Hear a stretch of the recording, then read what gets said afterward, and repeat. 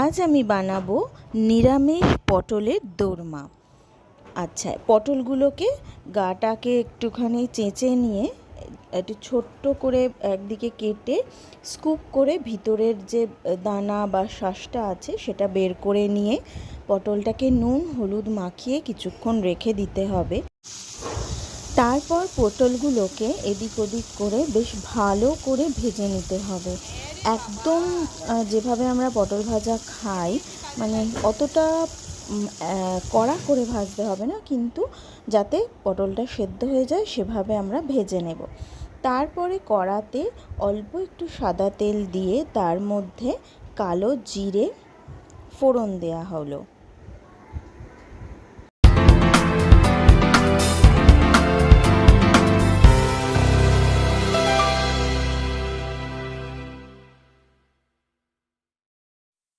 এরপর একটা মাঝারি সাইজের টমেটো ছোট ছোট করে কুচি কুচি করে গরম তেলের মধ্যে দিয়ে কিছুক্ষণ নাড়াচাড়া করতে হবে। টমেটোটা মোটামুটি গলে এলে পটলের ভিতর থেকে যে শাঁস আর দানাগুলো বের করে রেখেছিলাম সেইগুলো দিয়ে দেব কড়ার মধ্যে।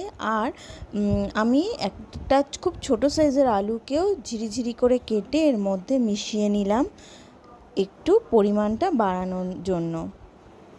এবার এইটাকে খুব ভালো করে নাড়াচাড়া করতে হবে, ভাজা ভাজা করতে হবে। এরপর এর মধ্যে কাঁচা লঙ্কা কুচি এবং আদা বাটা একসাথেই দিয়ে এবার এটাকে খুব ভালো করে ভেজে নিতে হবে।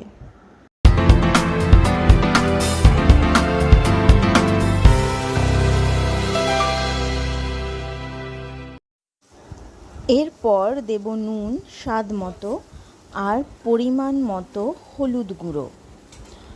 এবার মশলাটা এর সাথে ভালো করে মিশিয়ে নেব। সবজির অংশগুলো সিদ্ধ হয়ে গেলে এর মধ্যে আমি দিয়েছি ঘরে ছানাটা বানিয়েছিলাম, সেই ছানাটা মানে দুধের মধ্যে লেবু দিয়ে ছানা কাটানোর পরে যে ছানাটা হয়, আপনারা এখানে পনির গ্রেট করেও দিতে পারেন। দিয়ে এটাকে একসাথে ভালো করে মিশিয়ে নিতে হবে।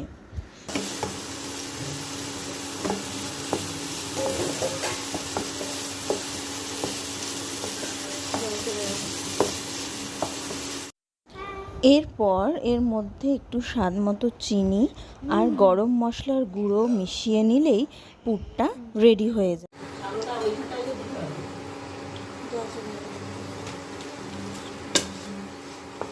পুরটা ঠান্ডা হয়ে গেলে ভাজা পটলের ভেতরে পুরটাকে ভরে নিতে হবে।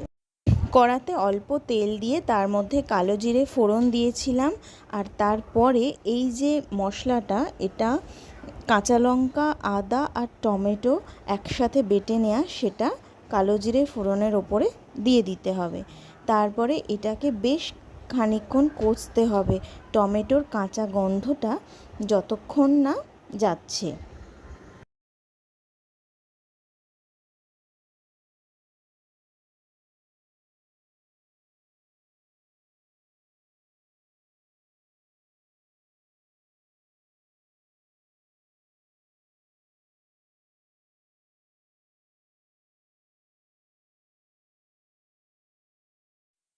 তারপরে দিয়ে দিলাম কাজু কিশমিশ আর পোস্ত বাটা। এবারে দিলাম জিরে আর ধনের গুঁড়ো দিয়ে সমস্ত মশলাটাকে খুব ভালো করে কষে নিতে হবে। সব কিছু একসাথে ভালো করে মিশিয়ে নিতে হবে।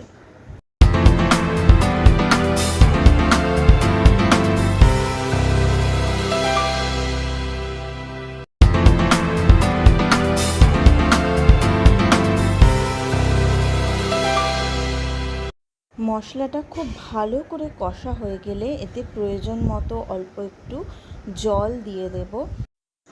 ঝোলটা ফুটে গেলে এর মধ্যে পুর ভরা পটলগুলো সব দিয়ে দেব। দিয়ে দেওয়ার পর বেশিক্ষণ আর লাগবে না, এটা মোটামুটি রেডি হয়েই গেছে। মিনিট 2-3 ফুটলেই তখন দেখব যে পটলটার সাথে গ্রেভিটা বেশ মাখা মাখা হয়ে গেছে।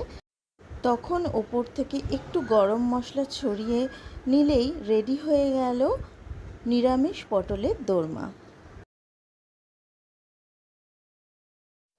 আজকের রেসিপি যদি আপনাদের ভালো লাগে লাইক করুন, কমেন্ট করুন আর প্রচুর শেয়ার করুন। আর সাবস্ক্রাইব করুন আমাদের চ্যানেল। পাশে রাখা বেল আইকনটি নিশ্চয়ই ক্লিক করবেন, যাতে আমাদের রেসিপি যখনই আসবে তার নোটিফিকেশান আপনার কাছে পৌঁছে যায়।